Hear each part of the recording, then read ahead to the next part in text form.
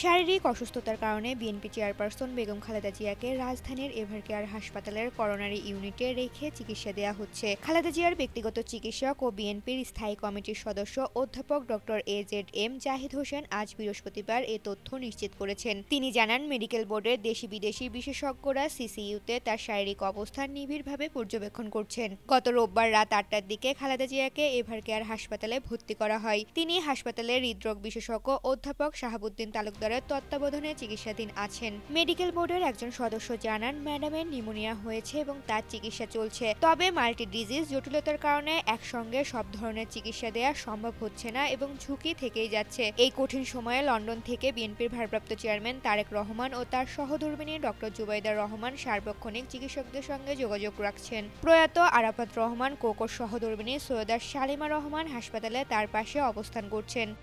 Rituparna, Janakantha.